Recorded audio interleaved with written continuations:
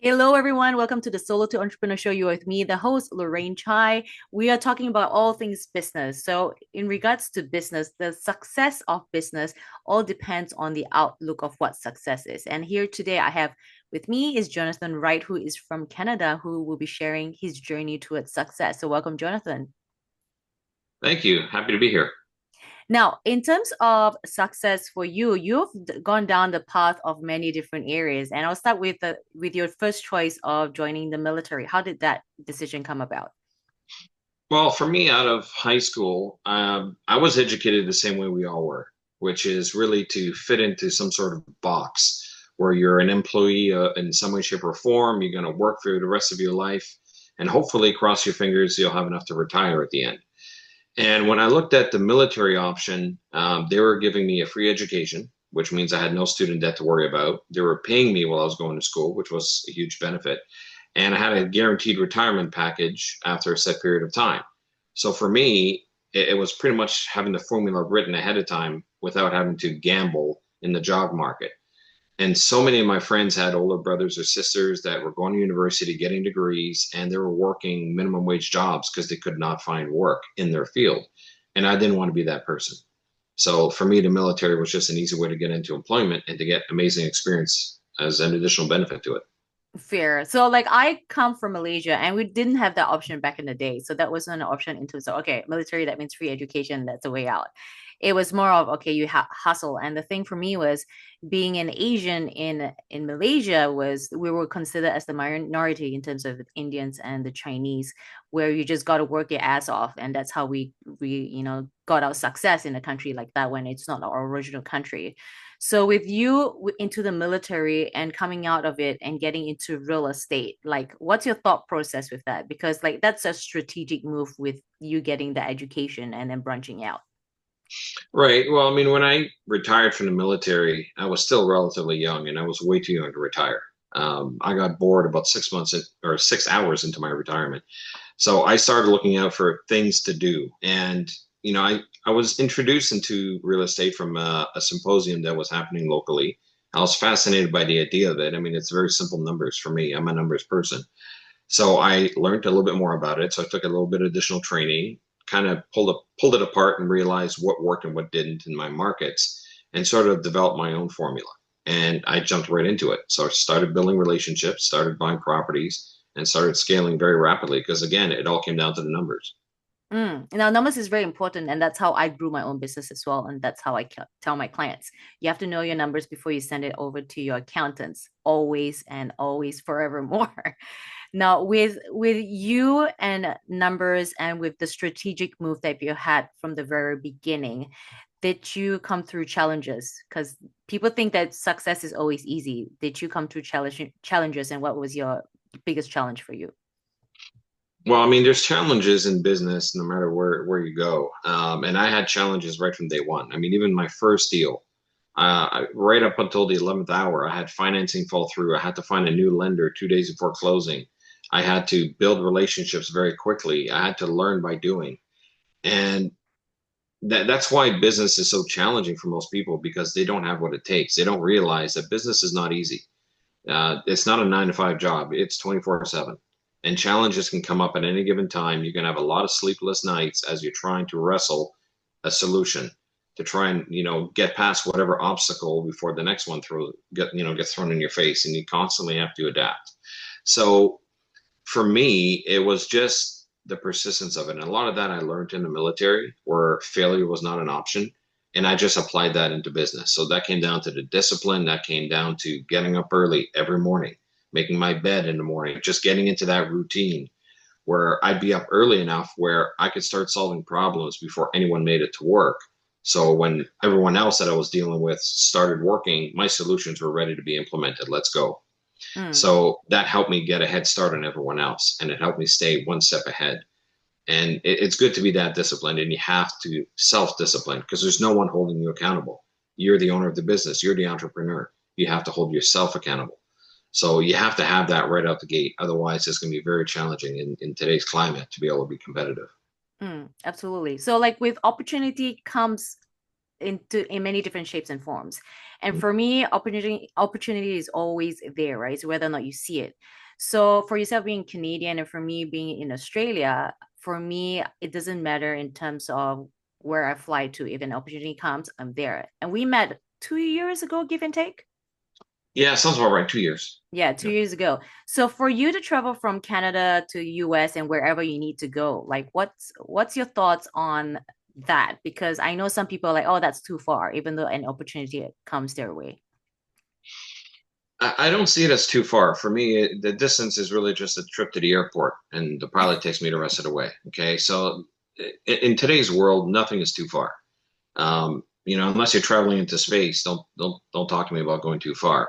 It's you go where the opportunity is. So Mm, if it's an opportunity to meet someone, it's an opportunity to be part of a new network, to get to know people, to infiltrate circles of influences. So that way you can now, whether it's raising capital, whether it's growing your business, whether it's learning strategies from other individuals, whatever the reason might be, it's an opportunity for growth. And you can only grow so much staying within your own environment. Eventually, you're going to have to venture out just to be able to see what the rest of the world is like. Because your imagination, your thought process is limited by what's around you. Get out there, explore, learn. And the more you expose yourself to, the more successful you're going to be in business. So I know both of us like this particular book, Business is War, right? And it talks a lot about fear. So I'm sure you would have come across like being fearful about certain things like decisions and things like that. So can you share us for like an example that you've gone through in terms of fear? Well, the biggest fear for me is whenever I have investors' capital working in my business. So other people invested in me, and I know it's their hard-earned money, right? So if a problem comes up, I'm fearful, what if I can't solve this particular problem, whatever it might be? And I just use that fear as a motivator. It's like, all right, now I'm going to double down. I'm going to solve this problem. And I find that if you use fear as a motivator to just push yourself to keep going, it will allow you to perform a lot more effectively because now it adds more to that fire that fuels you, right? And that's how you need to treat it. You can't let fear paralyze you because Mm. that's the worst thing that can possibly happen. So you got to be able to channel that fear as a motivator. Absolutely. Now, with having talked about fear, right? In this day and age, especially like this whole concept of AI, AI is so new. We didn't learn AI in school. We didn't grow up with AI. What's your thoughts about AI for those people that are fearful of the concept of AI? Well, it's normal to be fearful of what you don't understand or what's new. So it's a normal reaction. What I would encourage people to do is get educated. And that's a very hard thing to do nowadays because AI is so big Mm. that it's virtually impossible to become an expert on it now. Because I've coordinated with individuals, like for example, graduates from MIT in machine learning. They've got PhDs, and I've asked them, okay, what does it take to be an expert in AI? And they just laugh and they're like, yeah, there's no such thing. It is that big. There's so many tools out there, and it's evolving so quickly. As soon as you feel like you've got a handle on it, you're already a step behind. But it's So constantly learning and isn't it every single day because it's evolving yeah, so it's quickly. not a specific AI that's constantly learning because that's true to a certain extent, but it's the number of tools, different AI tools are being released into the market. Like just a few years ago, we were at 9,000. Now we're up to over 13,000. By the time this video gets released, it might be 1,000 more. How do you keep up with that, right? So the reality is, it's all about being part of a network of basically educated individuals in AI who work as a group to learn about as much as you possibly can about it and how these tools can effectively integrate into business or into your personal lives. So AI can be a very useful tool. It just needs to be used correctly. And that's where the lack of education is. And that's where the opportunity is right now in the market. Most people don't know, whether it's entrepreneurs or individuals, how to incorporate AI into their lives or their business. If Mm. you become an expert on what the AI tools can do, and you become an expert on how businesses work, you've got a combination of skill sets that almost nobody out there has. And that's where the value gets added. Absolutely. Absolutely. Now, with success, right? Some people are like, okay, as long as I got a business, I'm successful. As long as it's just one industry, I'm successful. But you have multiple businesses or at least stakes in it, right? So you've got the I looked it up. You've got car detailing stuff. Where did that interest come about? Well, I mean, I've always been a car guy. My father would collected cars. I started collecting cars. It's almost genetic for me, but it really came about when I started getting my vehicle serviced at this particular shop, and I noticed that there were shortfalls in the operation of business. And because I had traveled around the world, surrounded myself with entrepreneurs, I started to think like those entrepreneurs.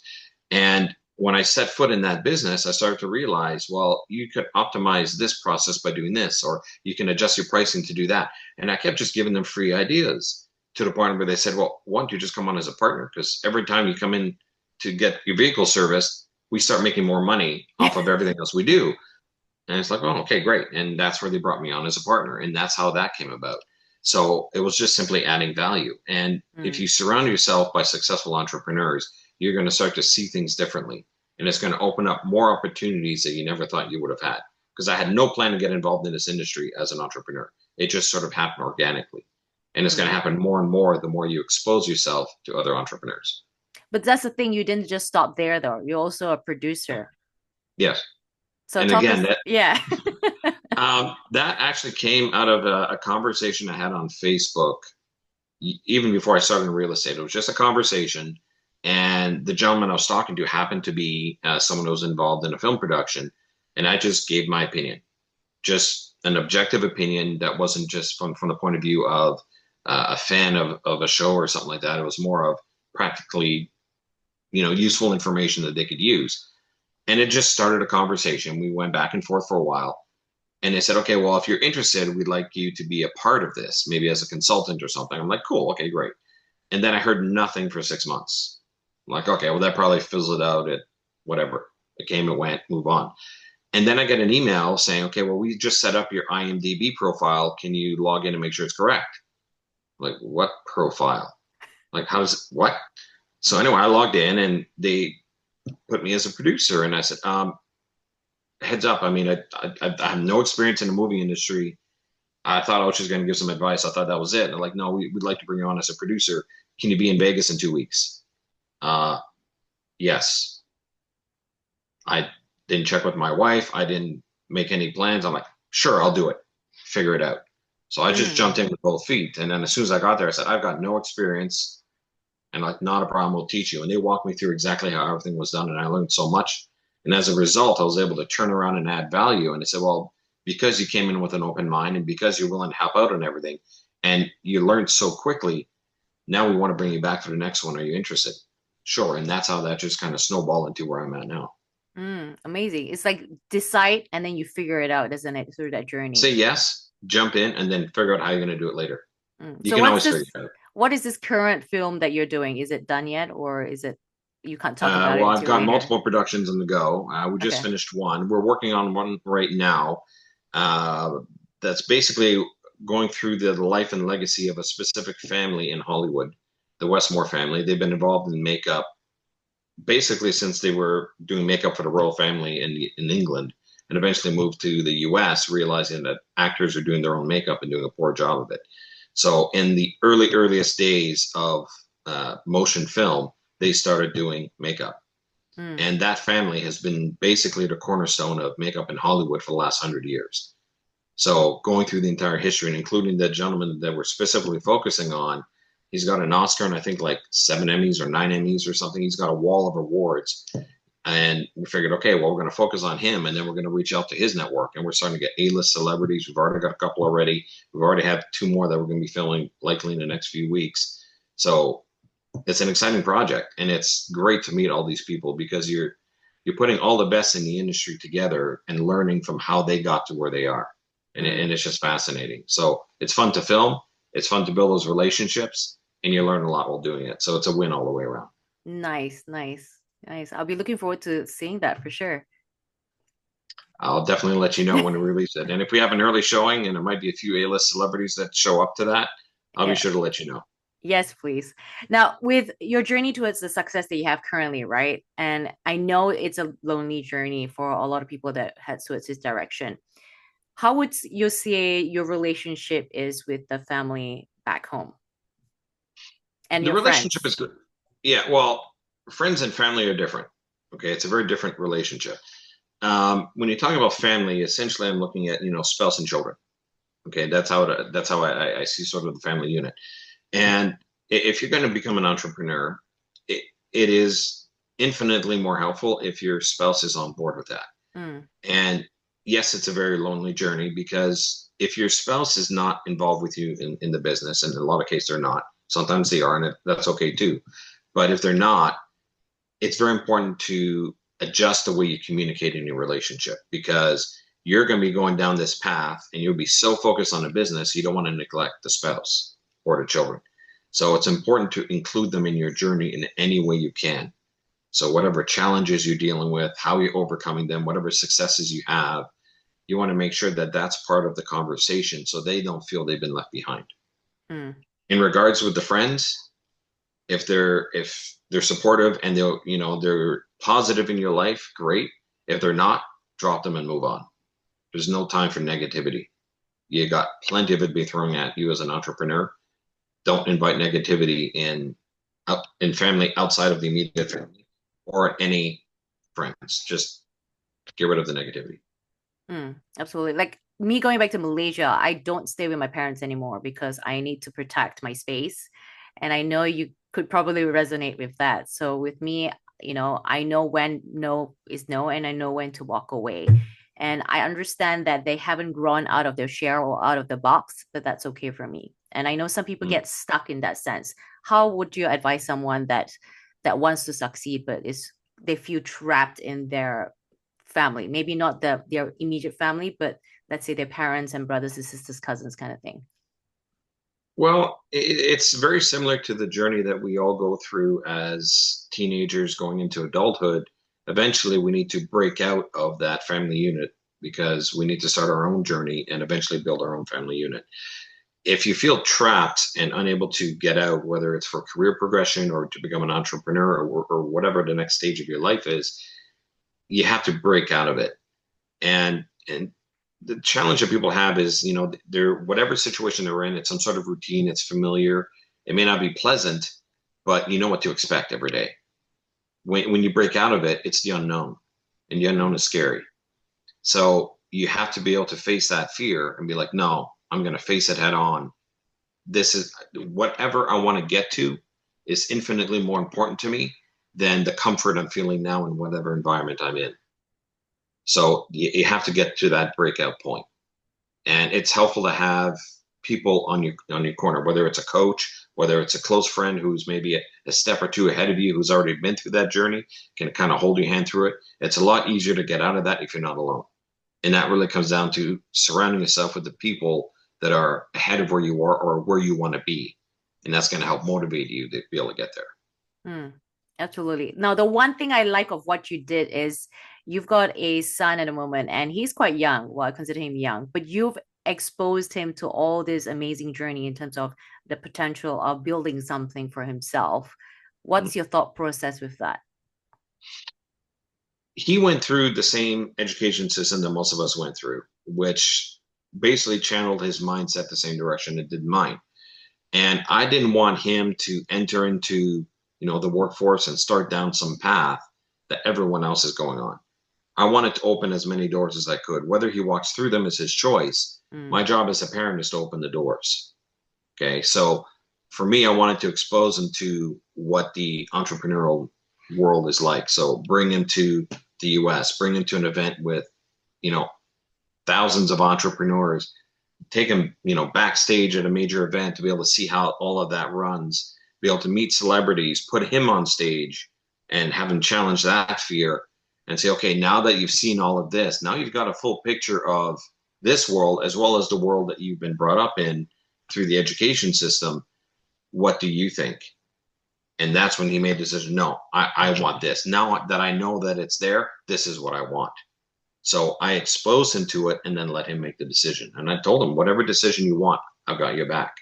mm. And yeah, now he's getting into entrepreneurism and he's actively looking to start a business very soon. That's nice. Now, when is too early? Like, how early should a parent expose their kids to this kind of environment? Well, It's like saying, how do you raise a child? There's no one answer to it. Every child's going to be different. It depends on maturity level. It depends on a lot of things. Because I've seen children exposed at a very young age that maybe let it get to their head and they just kind of face planted by the time they were in their late teens because they Mm, thought they were bigger than the world when they were not quite. So it really depends on the child. Like for my son that you spoke of, exposing him even a few years earlier than I did would have been okay. My daughter, on the other hand, very different conversation because the whole celebrity thing that we're exposed to would get to her head and she would just face plant a few years later. So now's not the right time. So it's all a matter of knowing your children. And by the time they get old enough to be able to absorb this sort of information, you should have a rough idea of what the right time might be. So it's a case by case thing. It's hard for me to advise in general. mm. But like You for have to know your your kids. experience for yourself, right? Like how do you know when it's ready for your kids? It's I understand it's from you understanding who your kids are personally. Yeah, uh, for like for my oldest son, I wanted to make sure that he could remain humble Mm, more than anything else. So the first thing I exposed him to was a number of celebrities putting him on stage, and then I watched what he did with that. And he didn't let it get to his head. He more or less kept to himself. He didn't show off to his friends. And I said, okay. So I know that he's mature enough to move on to the next step. And that is, okay, now I'm going to put you in front of all these people, introduce you to all these people, and see how he basically composes himself. And he doesn't walk around like he owns the place. He's very humble. He's open to learn, and he's learning and building relationships. And he's building relationships in the right way with the right people. And going, okay, now I know he's on the right path to be able to do this. My daughter's not ready yet. Even though she's only 2 years younger than him, I don't feel she's ready yet. That may change in the next few years, but again, that's my assessment as a parent based on how I know my children. Um, for any parent out there, it's more or less the same thing. It's about how you feel your child's going to be able to integrate effectively into this because it's overwhelming. mm. Entrepreneurism is overwhelming, even for us adults. So you want to make sure your child doesn't feel overwhelmed and necessarily turned off by it. You want to expose them in a positive environment that basically opens doors for them and go, okay, is this something you would be interested in? And for them to be mature enough to be able to make an accurate assessment. Mm. And it's a case by case. So I'm not a parent, but from your point as a parent and building your empire and building your businesses and all this partnership, like how do you maintain that family unit while still traveling and doing business around? Like how do you bring up a family in that sense? It really comes down to work-life choices, which is something you and I have heard many, many times. And it's something you need to look at basically not on a daily basis, but even on a minute by minute basis. So like right now, my focus is on this interview. Okay, that is a choice that I made. It's not spending time with my kids or my family or my business. It's this. This is a choice. Everything you do is a choice. And you have to juggle these choices in a way where nothing gets neglected more than it has to. And you have to prioritize certain things. So, if my daughter wants me to help her out with homework, that's a choice. Am I going to be there this time or not? She wants me there piano recital. Will I be there or not? And if I'm saying no to my daughter too many times in a short period of time, I'm neglecting that one. So it's all a matter of juggling that. And it's a challenge because the more you take on, especially when you have multiple businesses, you got half a dozen different people pulling you in different directions. And you have to make a choice. Okay, which one am I taking this time? So you have to manage the expectations of everybody of your business. You want to make sure that they're aware at certain times you may not be reachable, Mm. or you have to manage that with your family. Say, look, I got to prioritize the business, but I will make time on this day at this time for you. Yeah, but every time, like I'm assuming that when you're with your wife or when you're with your family, you put your 100% attention on that and no Yes, business, isn't it? yes, So yeah. with So let's say like a spouse, right? When they're not mm, part of the business, do you get them involved in terms of what's happening with the businesses and the growth of it? 100%. Yeah, my wife is fully aware of everything that's happening in the business. She may have, questions, want some clarification. She doesn't make decisions in the Mm. business, but she's fully aware. So that way, if something comes up, she understands the context. So if I'm reading a text message and oh, it's about this, it's like, okay. So she doesn't feel offended that I'm taking my attention away from her for a few seconds while I respond to a message. She knows I'm in the middle of dealing with a crisis, or I'm responding to a client, or I'm finalizing details for a real estate deal, whatever it might be. because again, going back to that communication, because that's been communicated and I've maintained her situational awareness, it makes it easier for me to operate the business and manage those priorities in real time. Do you get your kids involved in understanding the process, or it's like it's such an age limit, or how does it work with you? No, I mean, for my son, I basically, in reality, I teach all my kids in the same way. I don't have them memorize things. I have them understand the process, right? And that's more the scientific background in me because two of my degrees are in science, and it's understanding how you came to that solution. It's all about the process. Because if you understand the process, you don't have to memorize the solution. You can figure out the solution each and every time. So with Mm, that mentality that I've brought up my children with, and same thing with conversations with my spouse or even with my kids in regards to the business, I talk about the process. Saying, look, this is what I'm trying to do, but in order to get there, mm, these are the steps I need to follow, and this is where I am within those steps. So that way, when they see, okay, I'm struggling with this, struggling with that, now they're starting to see where the pain points are, and it builds their situational awareness. So now they understand, okay, well, I'm doing a real estate deal, and it's going to be, this type of transaction. Okay, but it's not going to be a smooth road all the way through. We're going to run into problems here, here, here, here, here. So now, when I finally succeed, they have a better understanding of the effort that went into that success, mm, so they have a better appreciation of what I'm doing. So when I say, okay, we just closed the deal, they're like, okay, congrats on that. Like I know it's probably not an easy road to get there. And sure enough, but now they understand what I went through. And the more they understand, the more they're going to be open to be okay with whatever time you're taking away from them towards your business. No, that's nice. That's good. Now, with advice to someone that doesn't know what they're doing in their business as yet, what is the ultimate advice you have for someone such? Get a coach. First and foremost, get a coach. If you don't know what you're doing in business, you're running a marathon with a blindfold. Yeah, you might be the fastest, but if you're not running towards the finish line, it doesn't matter, right? Mm, So you need that direction. You need someone who is more experienced than you, who's probably been down that road more than once, who can give you that guidance. Take the blinders off. mm. And you're not going to be able to do that on your own if you don't know what you're doing. You can educate yourself to a certain point, but nothing replaces experience. And that's where a coach adds tremendous value. Absolutely. No, thanks for that. I was hoping for that answer. So that's great. Now, have you ever felt any times where you feel like giving up? Because people think that we're like super people. Like, so would you have you ever in your time up to now ever felt defeated and felt like it's just a lot for you? The only times where I felt frustrated was with bad partnerships, Okay. because I've had a couple of those.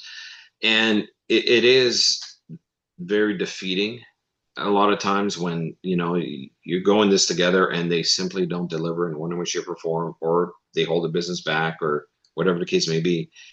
And you sit down and you go, okay, is this even worth it? I've had that conversation with myself. Is this even worth it? And you got to pull yourself out of it. And it's like, I need to get to the finish line. I need to pull through on this because I'm never going to forgive myself if I didn't give it my all. Mm, And when you actually commit yourself to that degree and you've got coaches and you've got people around you, the right people around you, you're going to make it through. Even if you don't see it at the time, you will pull through. And that's a remarkable thing that is basically ingrained in all of us is we can do things that we don't even realize we can do until we're faced with that situation. And that's just the life of an entrepreneur. mm. Nice. Now, could you share with us your routine, your morning routine to its success? Gosh, morning routine. It really varies from day to day and whether I travel or not. But if you take a typical day, I'm usually up, usually between 5 and 5:30 in the morning, sometimes earlier, depending on what else I got going that day or what day of the week it is. And I normally spend the first, 30 minutes of my day. I got, my morning drinks that I have, different supplements, stuff to, get me energized. And normally what I do is I do a lot of checking up on world events and I'm just pacing. I'm just getting the blood flowing and everything else. At that point, I transition into a workout routine that varies from day to day. And I do that for about 30 minutes. And then at that point, I'm thinking about, okay, the world events or news or any emails that came in, and I'm sort of strategizing what am I going to be doing that day. So by the time 6 o'clock rolls around, I'm ready to start implementing. So at that point, I shower really quickly, have a quick breakfast, and then I'm sitting down from my computer, starting to basically strategize a day ahead. And, whether I'm doing research on something that I want to educate myself on, whether I'm following up on something that I need to follow up on, and then I start structuring basically my set of instructions for all of my businesses in that time. So by the time 8 o'clock rolls around, basically all the emails go out and it's go time. Mm. And it's pretty much that every single day. So every time, my team members show up for work, they're like, okay, we got the plan for the day. It's clear. They Mm. know from the moment they set in what the plan is for that day. And that's how I can always stay ahead of things. And that way, when they say, okay, well, why did you make this decision? Well, I just researched it for an hour. I got an hour long justification as to why we're doing it this way. They're like, oh, wow, okay, we're good. So they don't question it because I've done the research, I put the time in. Mm. And again, that's my routine to be able to stay one step ahead. Mm. Okay, cool. And then in regards to I had a question, but I completely forgot, left my mind. So, all right. So in regards to an ultimate advice to someone that is balancing between giving up a business and actually pushing through with their business, what would your advice be? Well, I mean, that's highly dependent on the circumstances. The question is, why are you giving up? Mm. Right? I need to know the why. Um, and it's not only the why you're giving up, but why do you want to be involved in business in the first place? Like, what's your motivator? So I really want to break that down because if they don't have a clear sense of direction, then we need to clean that up first. Um, so I need to know what destination they're trying to get to, why they want to get to that destination, why is it important to them, and it could be anything, even if it's ego, even if it's trying to build a legacy for their family, whatever the reason is. I need to know what that reason is, and is that enough to overcome the reason why you want to give up? Which one's stronger? And that's what we need to fix. So you need to get down to the root of the problem before you even get into the details of the business. And whether it's because they feel overwhelmed, or they can't hire someone because hiring is such a challenge now, or they feel like they're not competitive in the industry, whatever it is, we need to get down to fundamentals first, fix that, and then decide, are we moving forward or not? And if we are, let's double down, let's strategize, and let's make you win. Otherwise, if it's not for you, that's okay. It's not for everybody. But we need to figure this out first before we invest any time trying to make you succeed. Maybe it's not a right fit for you. So we need to sort that out first. So because you're so busy with all these businesses and decision making and family and things like that, do you actually have time for yourself? And Oh yeah, when do you give your time for yourself? whenever I'm not doing anything else. How um, frequent is that? Like on a it's daily highly basis, dependent. weekly, or yeah. No. I mean, I don't believe in taking vacations. Like, I'm not the type of person, oh, I'm going to take 2 weeks off. That's not the way I Mm. operate. I take time off every day. It could be 10 minutes, it could be 2 hours. I don't know. But I find time to just sort of disconnect and recharge myself. And that doesn't include sleeping because that's just a biological necessity. Hmm. Unfortunately, I'd love to be awake 24 hours. I'd be so much more productive. Same. But, I'll take time every single day to just sort of focus on myself and just, even if it's not spending time with family or anything else, it might just be going for a walk, clearing my head, whatever the case may be.